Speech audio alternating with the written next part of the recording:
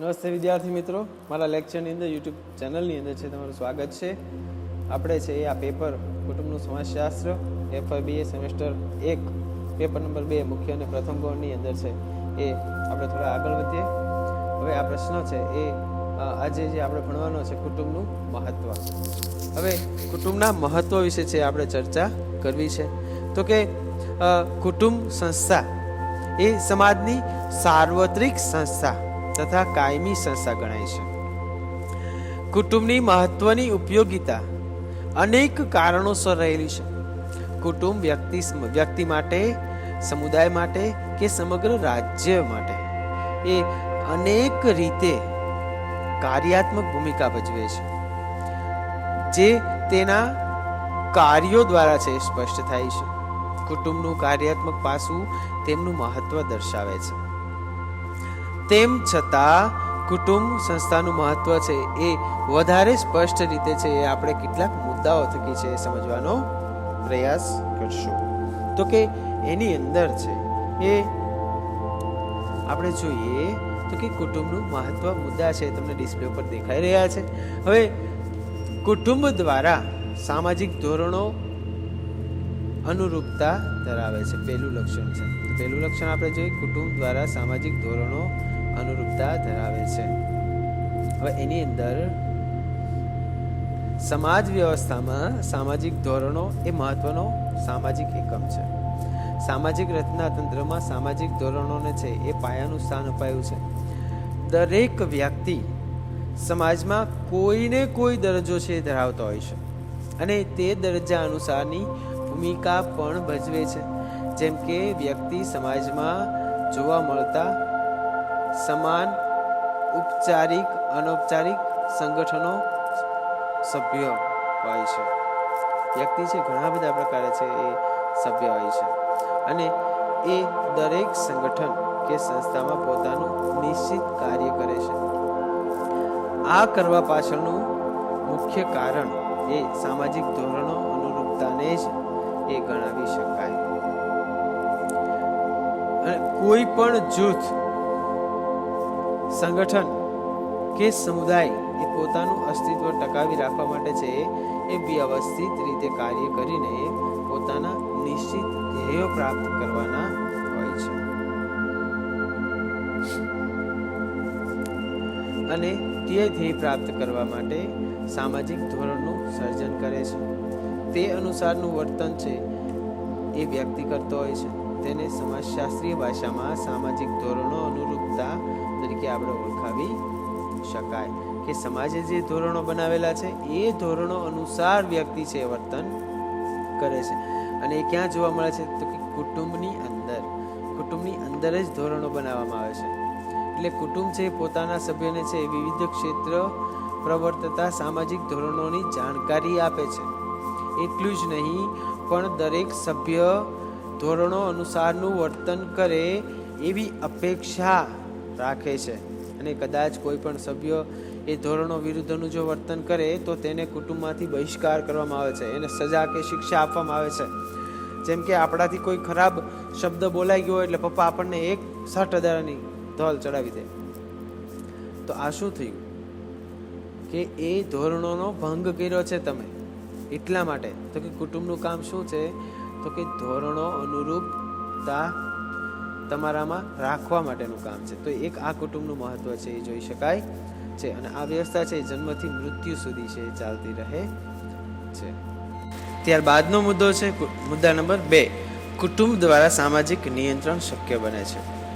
હવે દરેક સમાજમાં વ્યક્તિ પાસે ધોરણ અનુસારનું વર્તન કરવાની એક અપેક્ષા રખાય છે, કારણ કે દરેક સમાજમાં સામાજિક નિયંત્રણની એક વ્યવસ્થા અસ્તિત્વ ધરાવતી હોય છે. સામાજિક નિયંત્રણ વગર છે એ સમાજ જીવન છે એ શક્ય બનતું નથી. કોઈ પણ સમાજ હોય તેમાં નિયંત્રણની વ્યવસ્થા છે એ અસ્તિત્વ ધરાવે છે. આ ઉપરાંત ગમે તે સમય ગમે તે સમુદાય હોય તો પણ નિયંત્રણ એ સાર્વત્રિક રીતે જોવા મળે છે, કારણ કે નિયંત્રણ વગરનો સમાજ છે એ અસ્તવ્યસ્ત કે લાંબે ગાળે છિન્ન ભિન્ન થઈ જતો હોય છે. સામાજિક નિયંત્રણ વ્યક્તિના વર્તન ઉપર છે એ પ્રતિબંધ મૂકે છે. એટલે કે કોણની સામે કેવા પ્રકારનું વર્તન કરવું. આજ પણ જો વડીલો બોલતા હોય એની વચ્ચે જો તમે બોલશો ને તો તરત તમને ટોકવામાં આવશે. આ નિયંત્રણ છે. બીજી વાર આપણે બોલશું નહીં. તો આ એક વ્યવસ્થા તો કે ક્યાં જોવા મળે છે? માત્ર કુટુંબની અંદર જોવા મળે છે. તમારા ઉપર નિયંત્રણ રાખવાનું કામ કુટુંબનું છે. આ ઉપરાંત કે સામાજિક નિયંત્રણ એ વ્યક્તિના વર્તન ઉપર છે એ પ્રતિબંધ મૂકે છે. એટલે કે વ્યક્તિને અમુક વર્તન કરવા ઉપર મનાઈ ફરમાવે છે. અને આ માટે છે કુટુંબની ભૂમિકા એ ખૂબ જ અગત્યની છે. જેમ કે જ્ઞાતિના રિવાજો કેવા છે, ધર્મના આદેશો શું છે, સામાજિક મૂલ્ય શું છે વગેરે અંગેની જાણકારીઓ જે છે એ જાણકારી દ્વારા સભ્યને પહોંચાડવામાં આવતી હોય છે, એ જાણકારી આપવામાં આવતી હોય છે. અને તેના દ્વારા છે સમાજના સભ્યો ઉપર છે કોઈને કોઈ પ્રકારે છે પ્રતિબંધ મુકાતો હોય છે.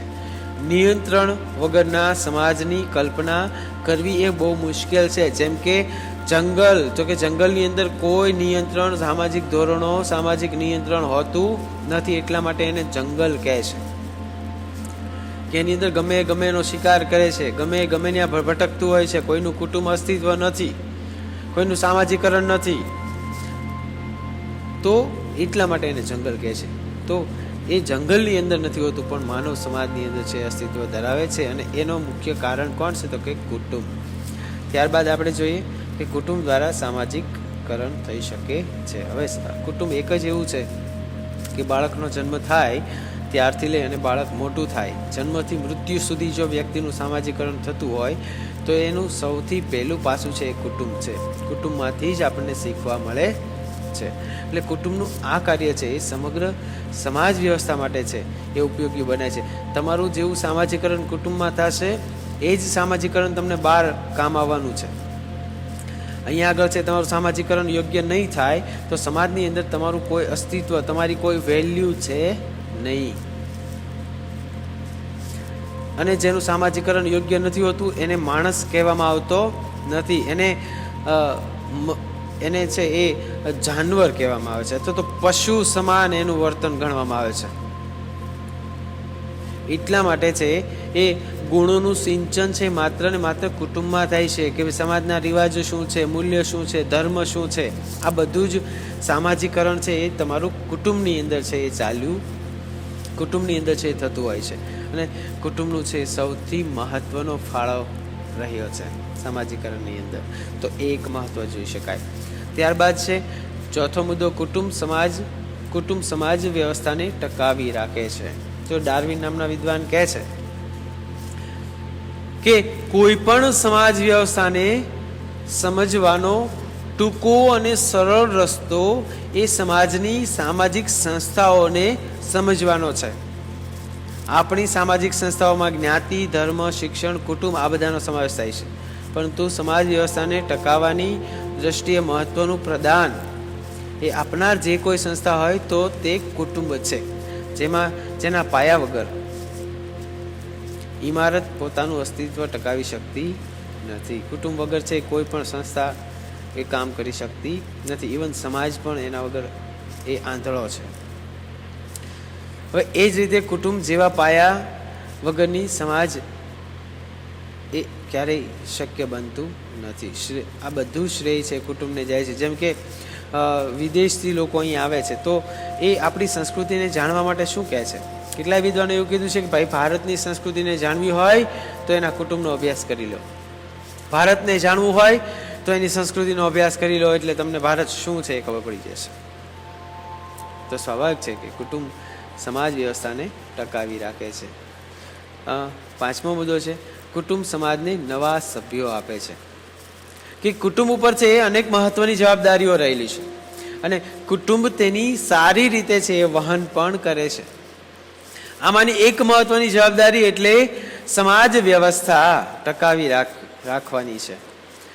જેના માટે છે એ નવા સભ્યોની જવાબદારી ઊભી થાય છે. તે માત્ર કુટુંબ દ્વારા જ આપવામાં આવે છે. વિશ્વની દરેક સંસ્કૃતિમાં લગ્નના હેતુઓ અથવા ધ્યેયો તરીકે છે પ્રજનનની બાબતને કેન્દ્ર સ્થાને રખાયું છે.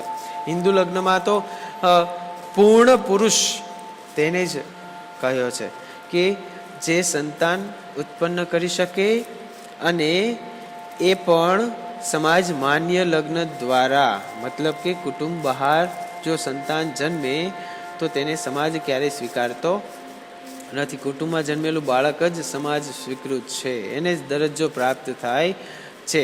તો એનો મતલબ એવો થયો કે કુટુંબ જ સમાજને સભ્ય પૂરો પાડે છે.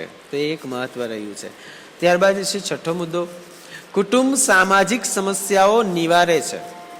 એટલે કુટુંબની ભૂમિકા એ બહુમુખી છે. સમાજ વ્યવસ્થામાં અનેક ક્ષેત્રોમાં વિવિધ પ્રકારના પ્રશ્નો રહેલા છે અને એ પ્રશ્નો સમય જતા જો હલ કરવામાં ન આવે તો સમસ્યા રૂપે સમાજમાં ધોરણભંગનું વર્તન છે એ વ્યક્તિ પાસે કરતો હોય છે. તો પરિણામે આવા ધોરણભંગ વર્તનો સમાજમાં ન ઉદ્ભવે તે માટે સમસ્યાઓ નિવારી શકાય છે. અને તે માટે મહત્વનું જો કોઈ એકમ હોય તો એ કુટુંબ છે. એટલે જ કૌટુંબિક ક્ષેત્રે જોવા મળતી છૂટાછેડા, આત્મહત્યા, કૌટુંબિક સંઘર્ષ આવી કેટલી બધી જલ્દીથી ઉકેલવા એ કુટુંબના સભ્યો છે પ્રયત્નશીલ રહે છે.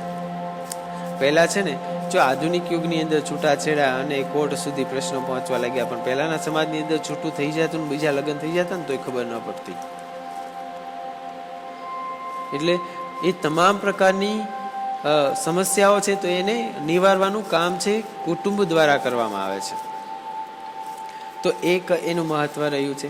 ત્યારબાદ છે કુટુંબ આયોજન અને વિકાસમાં ઉપયોગી બને છે. સાતમો મુદ્દો, કે વર્તમાન સમયમાં ગમે તેવા પરિવર્તનોને સ્વીકારી લેવામાં આવતું નથી, પરંતુ ચોક્કસ હેતુઓ સાથે છે એ આયોજનપૂર્વક પરિવર્તન લાવવાનો પ્રયાસ થાય છે. પછી દેશમાં શિક્ષણનું પ્રમાણ વધારવું હોય, સ્ત્રી શિક્ષણનું પ્રમાણ વધારવું હોય, બેટી બચાવો બેટી પઢાઓ, બાળ સુધારણા કરવી હોય કે પછી સમાજ સુધારણા કરવી હોય, આ અને આવા અનેક ક્ષેત્રોમાં આપણે હવે આયોજિત સામાજિક પરિવર્તનનો માર્ગ અપનાવ્યો છે. અને આવા પરિવર્તન વિકાસ કરવામાં મદદરૂપ બને છે. આ માટે કુટુંબ સંસ્થા છે પોતાના સભ્યોને આયોજિત વિકાસના કાર્યક્રમોમાં સફળ થવા માટે એક પ્રયાસ કરવા મળે, સાંકળવા માટેનો એક પ્રયાસ કરી એ આયોજન અને વિકાસમાં છે એ ઉપયોગી બને છે. અહીંયા આગળ છે એ આપણે આ મહત્વ કુટુંબનું છે પૂરું કરીએ છીએ. ત્યારબાદ છે કૌટુંબિક ઔચિત્યવાદ, એટલે આપણે એને કુટુંબવાદ તરીકે પણ ઓળખાવી શકીએ. હવે આ પ્રશ્ન છે આપણે હવે શરૂ કરીએ છીએ. તો કે કુટુંબવાદનો બીજો પર્યાય છે એ કૌટુંબિક ઔચિત્યવાદ છે. ગ્રામીણ સમુદાયની પાયાની સંસ્થા તરીકે છે એ કુટુંબ સમગ્ર ગામના સામુદાયિક જીવન ઉપર છે એ અસફળકારક બળ તરીકે છે એ ભાગ ભજવે છે. ગ્રામીણ સમુદાયની જ્ઞાતિ, અર્થવ્યવસ્થા, રાજકીય જીવન, ધર્મ, લગ્ન, હવે સર્વ સંસ્થા ઉપર છે કુટુંબની અસર છે એ સ્પષ્ટ રીતે તરી આવતી છે એ હોય છે.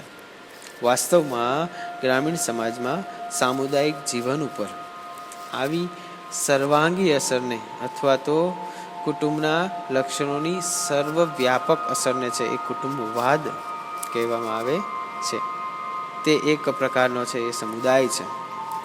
ગામમાં સામાજિક સંબંધો ઉપર છે કૌટુંબિક સંબંધોને સવિશેષ ભાર મૂકવામાં આવ્યો છે અથવા તો પ્રભાવ હોય છે. આ સ્વરૂપની સમાજ વ્યવસ્થાની તંત્ર પ્રથાને છે કૌટુંબવાદ કે કૌટુંબિક ઔચિત્યવાદ તરીકે છે ઓળખવામાં આવે છે. કુટુંબવાદ છે ગ્રામીણ સમુદાયની સામાજિક વ્યવસ્થાનું એક સામાન્ય લક્ષણ છે. ગ્રામીણ સમુદાય તરફ છે દ્રષ્ટિપાત કરતા અને ઝીણવટથી નિરીક્ષણ કરતા જણાશે કે તેમાં નાની વયે લગ્ન થતા હોય છે. સામાજિક જવાબદારીનો એકમ છે એ કોણ છે તો કે કુટુંબ છે. સામાજિક ધોરણનો પાયો તો કે કુટુંબ હોય છે. રાજકીય જીવન ઉપર તો કે કુટુંબનો પ્રભાવ હોય છે. ગામના સભ્યો વચ્ચેના સંબંધો કરાર નહીં પણ એક સહકાર સ્વરૂપના હોય છે. કુટુંબ એ ઉત્પાદન, ઉપભોગ અને વિનિમયનું એક એકમ હોય છે. કુટુંબમાં ધર્મ અને પૂર્વજોની પૂજાનો પ્રભાવ હોય છે. સામુદાયિક જીવનમાં રૂઢિ કે પરંપરાનું પ્રાબલ્ય હોય છે, મહત્વ હોય છે. હવે એની અંદર છે અક્ષય કુમાર દેસાઈ નામના વિદ્વાન છે, કેટલાક લક્ષણો બતાવ્યા છે કુટુંબ ઔચિત્યવાદના. હવે એની અંદર છે બાળ લગ્ન અને ઊંચું લગ્ન પ્રમાણ. જો બાળ લગ્ન અને ઊંચું લગ્ન પ્રમાણ એક પહેલો મુદ્દો છે. એને આપણે જોઈએ બાળ લગ્ન અને ઊંચું જન્મ પ્રમાણ. હવે બાળ લગ્ન છે, બાળ લગ્ન અને ઊંચું લગ્ન પ્રમાણ તો એ પરંપરાગત ભારતીય સમાજની તેમજ પરંપરાગત ભારતીય સંયુક્ત કુટુંબની એક લાક્ષણિકતા છે. આ લાક્ષણિકતા ભારતની કુટુંબ સંસ્થામાં મહદઅંશે છે ટકી રહેલી જોવા મળે છે. જો કે તેમાં ઘણા બધા અપવાદો છે અને પરિવર્તન પણ આવ્યા છે. ભારતીય કુટુંબમાં છે એ બાળ લગ્નને પ્રોત્સાહન મળે છે. સંતાનોને જીવનસાથીની પસંદગીમાં સ્વાતંત્ર્ય ઓછું મળે છે તથા ભારતીય સમાજમાં શિક્ષણનું પ્રમાણ છે અલ્પ હોવાથી પરંપરાગત બાળ લગ્ન પ્રથાને છે પ્રોત્સાહન મળે છે. એ જ રીતે છે કે ભારતીય કુટુંબમાં લગ્નનું પ્રમાણ પણ ઊંચું છે. અહીં અપરિણિત રહેવાનો ખ્યાલ એ જોવા મળતો નથી. લગ્ન એ વ્યક્તિગત બાબત ગણાતી નથી પરંતુ તે કુટુંબિક બાબત ગણાય છે. વડીલ યોજિત લગ્ન વ્યવસ્થા હોય છે. તમારા મમ્મી પપ્પાને પૂછજો કે એના લગ્ન કેવી રીતે થયા હતા, અથવા તો એમની વય પૂછજો. અત્યારે કેટલી વય છે તો કે 25 સમથિંગ વય છે, કે પુરુષની 25 વય અને સ્ત્રીઓની 23, 24, 25 વય. આ ઉંમરે છે લગ્ન થાય છે. તો આજ સુધી છે હજી પણ કેટલીક જ્ઞાતિઓની અંદર, આપણે જ્ઞાતિનું નામ નહીં લઈએ, પરંતુ કેટલીક જ્ઞાતિઓની અંદર બાળ લગ્ન છે જોવા મળે છે અને એનું પ્રમાણ છે વધારે છે. તો એ અસ્તિત્વ ધરાવે છે. તો આ એક અપવાદરૂપ કિસ્સો છે જોવા મળે છે. કુટુંબવાદ છે એ જોવા મળે છે કુટુંબની અંદર એક આવો કિસ્સો. ત્યારબાદ છે કુટુંબ સામાજિક ધોરણોના પીઠબળ તરીકે. જો કુટુંબ સામાજિક ધોરણોનું પીઠબળ, તો કે કુટુંબનું જે સામાજિક ધોરણો જોવા મળે છે એનું કોનું પીઠબળ છે તો કે કુટુંબનું પીઠબળ છે એ મળ્યું છે. તો કે ભારતીય સમાજમાં વ્યક્તિ ઉપર સામાજિક નિયંત્રણ માટેના મુખ્ય 2 પ્રકારના સામાજિક ધોરણો છે. એક કે સામુદાયિક ધોરણો તરીકે છે એ સમાજના ધોરણો. જો સામુદાયિક ધોરણો તરીકે સમાજના ધોરણો, આ ધોરણોનું પાલન છે સમાજની વિવિધ સંસ્થાઓ દ્વારા કરાવવામાં આવે છે તથા પ્રયત્ન અને અનૌપચારિક સામાજિક નિયંત્રણ સ્વરૂપે તે અસરકારક રહે છે. અને બીજું કે ધોરણો તે જ્ઞાતિના ધોરણોનું પાલન જ્ઞાતિ પંચાયત અને જ્ઞાતિના વડા દ્વારા કરાવવામાં આવતું હોય છે. આ બંને પ્રકારના ધોરણોને ભારતીય કુટુંબનું પીઠબળ પૂરું પડે છે. કુટુંબનો વડો આ બંને પ્રકારના ધોરણોનું તેના સભ્યો પાસે ચુસ્ત રીતે પાલન કરાવે છે. જો સામાજિક ધોરણો કેવા છે તો કે એક કુટુંબ નક્કી કરે એ પ્રમાણેના છે. તો આ પણ એક અપવાદરૂપ આપણે ગણી શકીએ. ત્યારબાદ છે કુટુંબ સામાજિક જવાબદારીના એકમ તરીકે. હવે પરંપરાગત ભારતીય સમાજના મુખ્ય એકમો ગામડું, જ્ઞાતિ અને કુટુંબ, આ 3 રહ્યા છે. હવે ભારતની મુખ્ય સામાજિક સંસ્થાઓ સમૂહવાદી હતી અને તેમાં સમાજનું એકમ એ વ્યક્તિ નહીં પણ કુટુંબ હતું. હવે વ્યક્તિ તેના કુટુંબ દ્વારા છે એ ઓળખાય છે. કુટુંબ એ તેના સમાજ પ્રત્યેની કેટલીક જવાબદારીઓ અદા કરવાની હોય છે. સમાજના રક્ષણ માટે, પ્રતિષ્ઠા માટે મંદિર, તળાવ, કૂવા કે શાળા બાંધકામ વગેરે માટે કુટુંબનો હિસ્સો આપવાનો હોય છે. આમ ભારતીય સમાજમાં કુટુંબ આર્થિક, સામાજિક કે રાજકીય દ્રષ્ટિએ છે એ સામાજિક જવાબદારીનું એકમ બની રહે છે. તો સ્વાભાવિક છે કે ભાઈ કુટુંબ એ સામાજિક જવાબદારીના એકમ સ્વરૂપે કે કાંઈ પણ હોય તો એ કુટુંબ છે. કુટુંબથી બહાર કશું છે નહીં.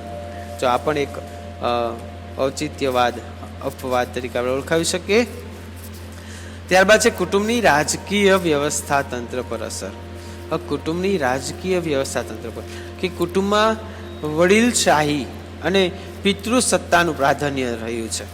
કુટુંબમાં જેમ સત્તા અને તાબેદારીના સંબંધો હોય છે, મા બાપ અને સંતાનો વચ્ચેના જેમ સંબંધો હોય છે, તેમ સમાજની રાજ્ય વ્યવસ્થામાં પણ સત્તા તાબેદારીના સંબંધોની એક ઢબ વિકસી હોય છે. કુટુંબમાં ઉંમરમાં મોટો હોય તે કુટુંબનો વડો ગણાય છે, પરંતુ સમાજમાં લોકશાહી મૂલ્યો અને સામુદાયિક વિકાસ યોજનાની અસર હેઠળ પરંપરાગત વડીલશાહી એ નબળી પડી છે અને નવું લોકશાહી નેતૃત્વ વિકસતું જાય છે. રાજકીય વ્યવસ્થામાં જુદા જુદા સ્થાનો વંશાનુગત ન રહેતા તે હવે છે કે પ્રાપ્ત દરજ્જા બન્યા છે. કુટુંબમાં કહી શકાય કે કુટુંબના સભ્યો વચ્ચેના સંબંધોને છે એ કુટુંબ સંગઠન રક્ત સંબંધો ઉપર રચાય છે, તેમ સમાજનું રાજકીય રક્ત સંબંધોથી અસર પામેલું હોય છે. જો બંને સેમ છે કે પરંપરાગત રીતે, જેમ કે કોંગ્રેસ છે તો કે પરંપરાગત રીતે ગાંધીવાદી ચાલ્યું આવે છે, એમાં કોઈ નવો નેતા આવતો નથી. જેવી રીતે કુટુંબમાં હોય છે કે પપ્પા પછી મોટા ભાઈનું સ્થાન, એના પછી મોટા દીકરાનું સ્થાન, તો એવી રીતે છે એ કુટુંબની અંદર અપવાદરૂપ જોવા મળે છે. પછી સહકારી સંબંધો, તો કે કુટુંબમાં પારસ્પરિક સંબંધો સહકાર ઉપર છે એ રચાયા હોય છે, કરારના પાયા ઉપર રચાયા હોતા નથી. કરાર નથી, સહકાર છે. ભારતીય સમાજનું પાયાનું અને પ્રાથમિક એકમ કોણ છે? તો કે કુટુંબ છે. આથી કુટુંબમાં સભ્યો વચ્ચેના સંબંધો જેમ સહકારના પાયા ઉપર રચાયા હોય છે, તેમ સમાજમાં લોકો વચ્ચેના સંબંધો એ સહકારના પાયા ઉપર રચાયા હોય છે. કુટુંબમાં જેમ એકતા બની રહે છે, તેમ સમાજમાં પણ એકતા બની રહે છે. કુટુંબમાં સમૂહ પ્રવૃત્તિએ થાય છે, તેમ સમાજમાં પણ સામૂહિક પ્રવૃત્તિઓને તથા પારસ્પરિક મદદને કેન્દ્રવર્તી સ્થાન મળ્યું છે. તો સહકારી સંબંધો આની અંદર જોવા મળે છે. ત્યારબાદ છે એ ઉત્પાદન, ઉપભોગ અને વિનિમયનું એકમ કુટુંબ. તો એની અંદર કે ભારતીય કુટુંબ એકંદરે છે ઉત્પાદનનું એકમ છે, અને કુટુંબ છે એ પોતે જ તેના ઉપભોગનું પણ એકમ છે. એટલું જ નહીં, પરંતુ વિનિમયનું એકમ પણ કુટુંબ જ હોય છે. તેમજ સમાજમાં કુટુંબની જવાબદારી જરૂરિયાતો અનુસાર એ ઉત્પાદન કરવામાં આવે છે, અને ઉત્પાદનનું ઉપભોક્તા પણ સમાજ જ હોય છે. એ જ રીતે સમાજનો મુખ્ય આર્થિક વ્યવહાર પણ સમાજમાં થતો હોય છે. વર્તમાન સમયમાં ઉદ્યોગીકરણ, શહેરીકરણ, શિક્ષણ, હવે આ બધાની અસર હેઠળ સમાજમાં કરાર અને સ્પર્ધાના તત્વો છે એ પ્રવેશ કર્યો છે, અને તેથી તેની અંદર છે અમુક અંશે પરિવર્તન આવ્યું છે. ત્યારબાદ સાતમો મુદ્દો છે કુટુંબ પૂજા અને પૂર્વજ પૂજાનું પ્રાબલ્ય વધારે હોય છે. કેમ કે આજ પણ આપણે સારું કામ કરતી વખતે છે એ પિતૃ અથવા તો હુર્ધન આપણે એવું કહીએ કે પિતૃને છે એ આપણે બેઠાડેલા હોય તો આપણે સારા કે મોડા પ્રસંગે આપણે એને પહેલાં યાદ કરીએ છીએ, આપણા પૂર્વજોને પહેલાં યાદ કરીએ છીએ, આપણા કુળદેવીને અથવા તો જે માતાજીને કે જે પિતાજીને પૂછતા હોય એને આપણે પહેલાં યાદ કરીએ છીએ. ડાક ડમરૂ ભુવાની અંદર આપણે માનીએ છીએ. ઉજવાતા આપણા તહેવારો, ધાર્મિક વિધિઓ, ઉત્સવો લગ્નની અંદર હોય, સગાઈની અંદર હોય, મરણની અંદર હોય, સારા પ્રસંગોની અંદર હોય કે પછી હોમ હવન હોય, ડાક ડમરૂ હોય, બધાની અંદર છે એ આપણે માનનારા છીએ. તો આમ સમગ્ર ભારતીય સમાજ આ પૂજા વિધિનું ઉપર માને છે. લોકો મંદિરની પાછળ જો કેટલો ખર્ચ કરે છે. આમ એવું કહે છે ભાઈ બેકાર છે ને આ બેકાર છે ને તે બેકાર છે ને બેરોજગાર છે ને પૈસા નથી ને ગરીબીનું પ્રમાણ વધતું જાય છે. અરે ભાઈ, ગરીબીનું પ્રમાણ નહીં વધે, તમે મંદિરની અંદર ખર્ચો કરવાનું બંધ કરી દો. પણ નહીં, કુટુંબ છે એ આની અંદર જ માનનારું જોવા મળે છે. ત્યારબાદ છે પરંપરાનું પ્રભુત્વ. ભારતીય કુટુંબમાં છે એ પરંપરાને વળગી રહેવાનું સામાન્ય વલણ જોવા મળે છે. સમાજના સામુદાયિક ધોરણો, જ્ઞાતિના રિવાજો પેઢીઓથી ચાલ્યા આવે છે, પેઢી દર પેઢી ચાલ્યા આવે છે. આવા ધોરણો મુજબ વર્તન વ્યવહાર કરવો અને તેમાં ફેરફાર ન કરવો તે ભારતીય કુટુંબની સામાન્ય લાક્ષણિકતા છે. લગ્ન, ખાનપાન, લગ્ન વિધિ, લગ્ન સમયની લેવડ દેવડ, જ્ઞાતિ, ભોજન, ઉત્સવો, પોશાક, ખોરાક પદ્ધતિ વાવણી લણણી બધાની પદ્ધતિ એ પરંપરાગત હોય છે અને એ જ પાલન કરવાની હોય છે. તો આ છે કૌટુંબિક અપવાદો છે જોવા મળે છે. એ પ્રશ્ન આપણે અહીંયા પૂરો કરીએ છીએ. ત્યારબાદ છે એ ત્રીજો પ્રશ્ન છે. હવે એ આપણે નેક્સ્ટ લેક્ચરની અંદર છે એ જોશું. આશા રાખું છું કે લેક્ચર સમજાણો હશે. Thank you.